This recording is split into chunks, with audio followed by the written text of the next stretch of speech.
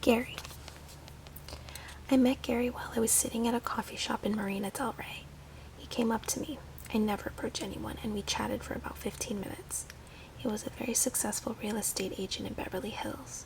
He seemed to be very wealthy, overly manscaped, and clean-cut. So when he asked me out, I said yes, even though I was not attracted to him and he seemed dull. We decided to meet for our first date. Gary seemed like a decent guy. He was funny, he was better looking than before, and we had a semi-decent first date. We met for dinner in Westwood at a Chinese restaurant. Conversation was good and flowed well. The bill arrived and he paid the entire bill with a credit card, stating that he could write it off as a business expense. That was a bit of a turn-off, but not a big deal. Then we walked to get coffee, as I wanted to pay for something on the date so that there would be a sense of reciprocity. He got coffee and I got a hot tea. Afterward, we walked and talked on the streets. We had some serious laughs. We had great conversation. We window shopped at all the stores. We laughed about some of the window displays as he passed an adult store. At the end of the night, we had a great long kiss goodnight and went our separate ways to our cars. It was like a corny montage from a corny date movie, by which I mean it was the perfect date. I was in heaven, so I called him the next day and got his voicemail. I just said, "Hey Gary, had a good time last night. Let me know when I can take you to dinner." Weeks went by. He never called again. What the fuck? To this day, I don't understand what happened. What seemed like the perfect date apparently was a horrible date for Gary. Maybe something happened after that night, like his uncle got hit by a car and was dragged 17 blocks. I'll never know though, and that's the horrible part. I tried to mentally retrace my steps, my words, and my actions on that night. Did I do or say something horrible? Nope. I promised myself if I ever saw Gary out, I would take the high road and say hi, all normal and unaffected.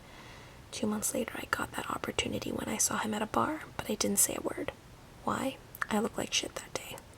Luckily, he didn't see me, I think.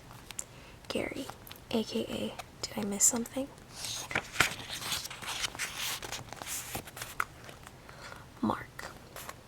Mark was a vegan. As he explained ad nauseum, being a vegan requires a much more serious commitment to food than being a vegetarian. We went to a vegan restaurant for our date, and the food was totally bland. So was Mark. As we enjoyed our date, he didn't ask much about me or tell me about himself. No, instead I got a lecture about food and the human body. It was a super sexy conversation. Okay, of course it wasn't. Who wants to be lectured on a first date about how animals are treated and what meat does to a human body? Gross. The date was a real flavor bomb that exploded and left shrapnel embedded in my body. He rambled on and on about how humans should not eat meat, and yet, as he proceeded to give me his lecture and to generally gross me out, I noticed something. He was wearing not one, but several leather products.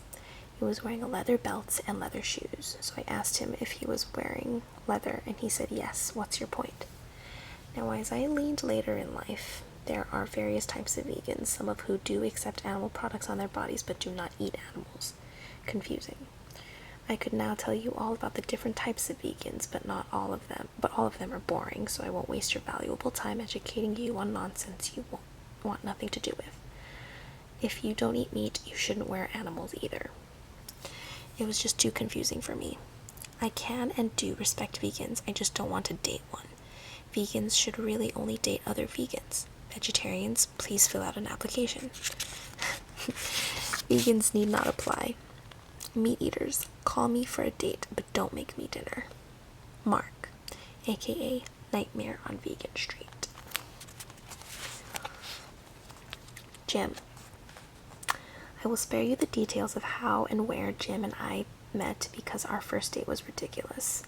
All you need to know about Jim comes out in the one sentence he uttered to me on our first and final date. You wasted much more of my time than I am willing to waste of yours.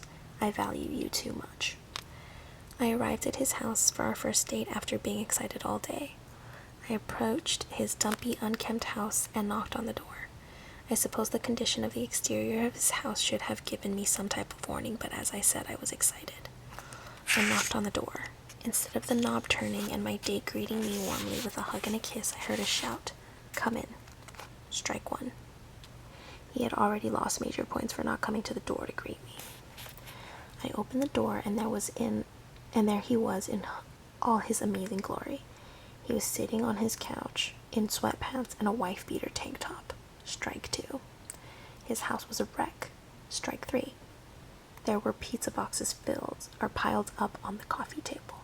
Empty beer cans were squished on the floor, on the couch, and all over the place. His house was dark and scary, like what I thought a serial killer's home might look like. I started looking around to see if he had ropes and tape nearby or a well in the center of the room. He didn't. Not spotting any instruments of my impending murder, I sat down on the couch next to him and said, Do you need me to give you time to get ready?" I was hoping he would get the clue that he looked like hell and I was not going out with him looking like that. Deep down, I was convinced he just wasn't ready and that he was going to jump in the shower and clean up. Regardless, the condition of his house was unforgettable and truly frightening. I was seriously scared and I wanted to get the hell out of there. He looked right at me with a stone-cold serious face and said, "Are you cool with staying in, ordering Chinese food and getting high?" I didn't say a word. I turned around and left. Instead of slamming the door like a drama queen, I left it open so that his gross, filthy, lazy ass would have to get up and close it himself.